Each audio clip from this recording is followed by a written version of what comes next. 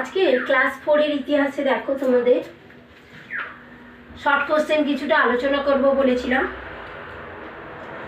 দেখো 42 পৃষ্ঠায় short question. ভারতের আদিবাসিন্দাদের কি বলা হতো না অনার্য।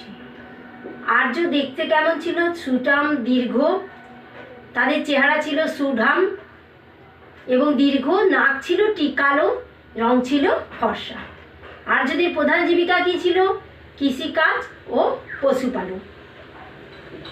এদিকে দেখো 42 পৃষ্ঠা, বেদের অপর নাম কি? এগুলো সব উত্তর লেখা আছে, তোমরা এইগুলো ধরে ধরে পড়ে নেবে। বেদের অপর নাম কি না শ্রুতি। ঋগ্বেদে ড্যাশ হাজারেরও বেশি স্তোত্র আছে। ঋগ্বেদে প্রায় 1000-এরও বেশি স্তোত্র আছে। আমাদের দুটি মহাকাব্যের নাম কি? আমাদের দুটির মহাকাব্যের নাম হলো রামায়ণ ও মহাভারত। চতুরাশ্রম ব্যবস্থায় ড্যাশেদের কোনো অধিকার ছিল না। চতুরাশ্রম ব্যবস্থায় শূদ্রদের কোনো অধিকার ছিল না। বেদ ড্যাশ ভাগে বিভক্ত? বেদ 4 ভাগে বিভক্ত। আর্যদের মূল ভিত্তি কি ছিল না? আর্যদের মূল ভিত্তি ছিল পরিবার। পরিবারের সর্বময় কর্তা কারা ছিলেন না পিতা। পরিবারের সর্বময় কর্তা ছিলেন পিতা। এইভাবে এইগুলো পড়ে নেবে, তোমাদের মডেল কোশ্চেনগুলো আছে, এইভাবে তোমরা পড়বে।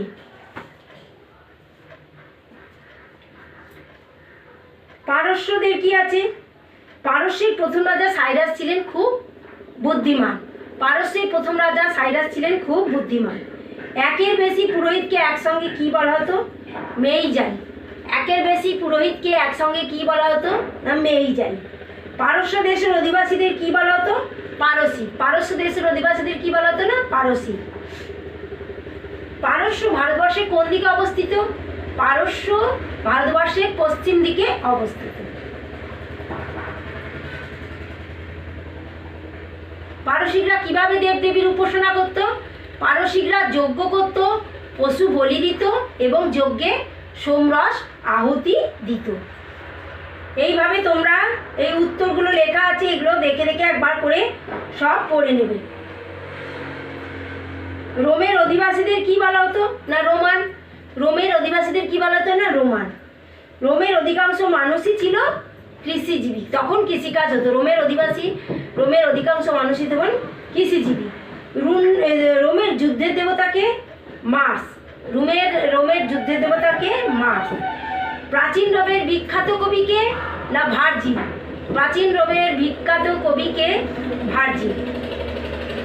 রোমের এখন বর্তমান নাম কি না ইটালি। রোমের এখন বর্তমান নাম ইটালি। এইভাবে তোমরা শর্ট কোশ্চেনগুলো পড়ে নেবে। গ্রিসের সেরা কবিকে? গ্রিসের সেরা কবি হোমার। গ্রিসের সেরা কবিকে না হোমার।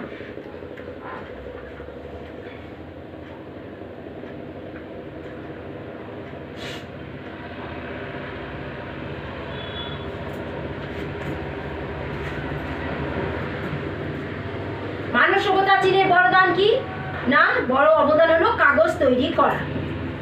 কাগজ তৈরি করা।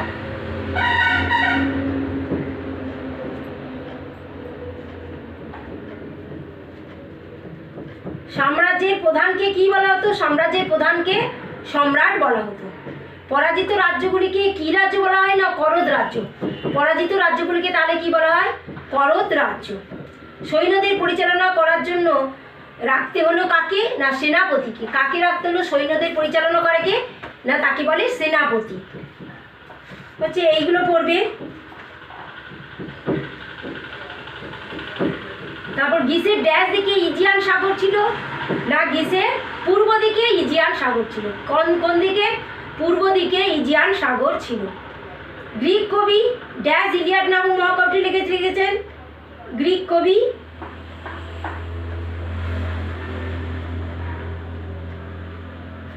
ঐতিহাসিক ইলিয়াড মহাকাব্যটি লিখে গেছেন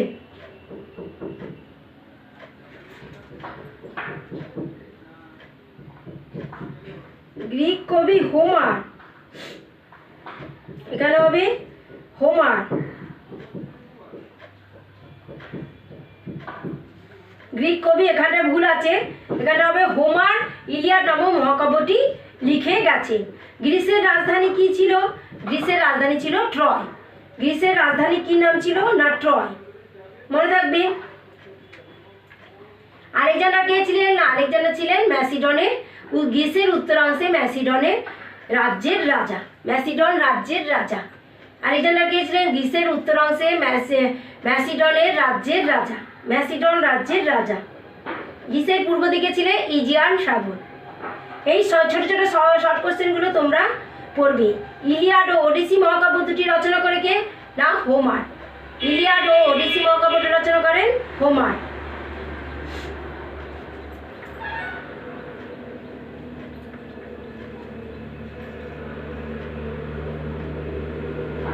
রাজ্য কাকে বলা হতো? কতগুলি অঞ্চল নিয়ে যে এলাকা গড়ে উঠতো তাকে রাজ্য বলা হতো। কতগুলি অঞ্চল নিয়ে যে এলাকা গড়ে উঠতো তাকে রাজ্য বলা হতো। রাজাকে যিনি শাসন করতেন, যিনি রাজ্য শাসন করতেন তাকেই রাজা বলা হতো।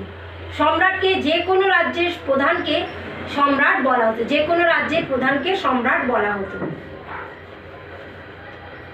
করদ রাজ্য কাকে বলে এটা বলে দিয়েছিলাম আগের দিন।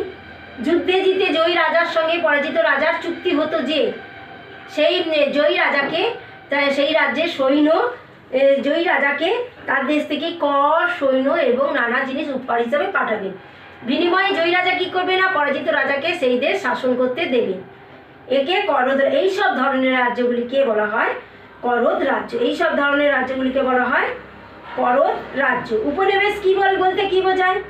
জয়ী রাজা অনেক সময় অন্য রাজ্য জয় করে নিজেদের দখলেই রাখতেন। জয়ী রাজা কি গো? অন্য রাজ্য দখল করে কিছু জমি, কিছু রাজ্য নিজেদের দখলে রাখত।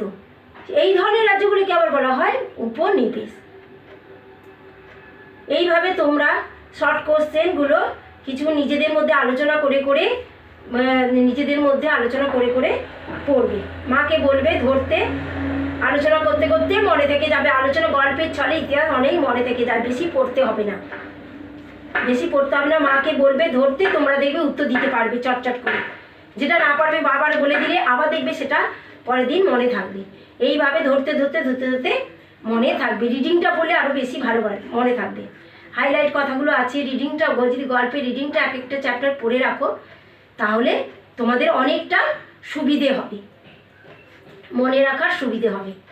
ভালো করে রিডিংটা পড়বে। গল্পটা পড়লেই দেখবে এক একদিন এক একটা চ্যাপ্টার গল্প পড়লে, দুটো চ্যাপ্টার পড়লে, সকালে একটা সন্ধ্যে একটা পড়তে বসলেই দেখবে সব মনে থাকবে। এইভাবে তোমাদের শর্ট কোশ্চেনগুলো তোমাদের সব কিছু আলোচনা করে দিন। আবার পরের ক্লাসে আবার এই সব নিয়ে আলোচনা করব তোমাদের। আজকে যেমন শর্ট কোশ্চেন, এক কথায় উত্তর, ডান দিক বাঁ দিক, এইগুলো সব পরীক্ষায় থাকবে। এবারে সব বড় কোশ্চেনও থাকবে এবং এক কথায় উত্তর, দু এক কথায় উত্তর, ডান দিক বাঁ দিক, শূন্যস্থান, সঠিক উত্তরটির পাশের টিক চিহ্ন দাও, এইগুলো সব তোমাদের আইটেমের মধ্যে থাকবে। বইটা তাহলে ভালো করে পড়বে তোমরা। ভারতীয় সভ্যতাটাও ভালো করে পড়বে। এখানে একটু ভালো আমাদের রাজ্যে, আমাদের দেশের মধ্যে কীভাবে আলোচনা হতো, বেদ হতো, চতুরাশ্রম, বর্ণাশ্রম, এইসব আর্য সমাজের দেবদেবী, এইসব তোমরা একটু ভালো করে রিডিংটা পড়বে। রিডিংটা পড়লে তোমাদের অনেক কথা মনে থাকবে এবং বোধগম্য হবে। সবাই ভালো থাকবে। Thank you.